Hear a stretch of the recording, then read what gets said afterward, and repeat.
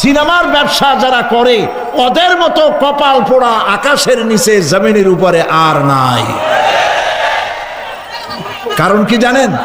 কারণ কি? আরে বাবা থামো, কারণ কি সেটা শোনেন। কারণ হচ্ছে মসজিদ যে বানাইলো, ওই মসজিদে যতদিন নামাজ হবে, জিকির হবে, তেলাওয়াত হবে, কিয়ামত পর্যন্ত যে পয়সা দিছিল সে সওয়াব পাবে।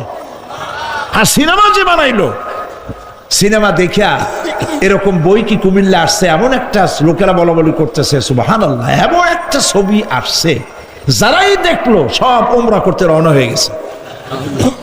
এমন ছবি আসছে যা দেখিয়া সমস্ত মানুষ তাহাজ্জুদ পড়া শুরু করছে। এরকম হয়েছে। যত ছবি আসলো, ছবি দেখলো, পরের মেয়ে কেমনে হাইজ্যাক করবে, কেমনে ব্রিফকেসের মধ্যে বন্দুক রাইফেল গুলি ভাঙ্গে চুরে থুইয়া 10 তলার গ্লাস ভাঙ্গা লাভ দিয়ে পড়িয়া খালের মধ্যে পড়িয়া নদীর মধ্যে দিয়ে ফুরিয়ে উঠে পাহাড়ের উপর দিয়ে পরের মেয়ে নিয়ে দৌড় দিল। এই সব সন্ত্রাসী, ডাকাত, জেনাকার, বদমাশ তৈরি করা হয়। ঠিক না বলো? এই সিনেমা যারা বানাইছো কান খুলে শোনো, এই সিনেমা যারা দেখতে আসলো, জোহরের নামাজ গেল, মাগরিবের নামাজ গেল, আসর গেল, এশার নামাজও গেল, ঠিক কিনা? এতগুলো নামাজ গেল, আর তারপরে চরিত্র নষ্ট করলো। চরিত্র নষ্ট করে ফেন্সিডিল খাইলো, এরপরে চুরি করলো, ডাকাতি করলো, সন্ত্রাস করলো, জেনা করলো।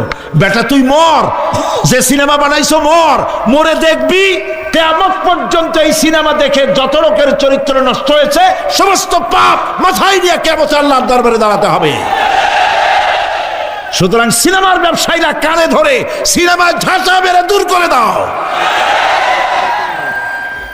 যদি মুসলমান হও, মুসলমানের যদি জন্ম দিয়ে থাকে, সিনেমার ব্যবসা বাদ দিয়ে দাও। আল্লাহ রহম করুক, বলেন আমিন।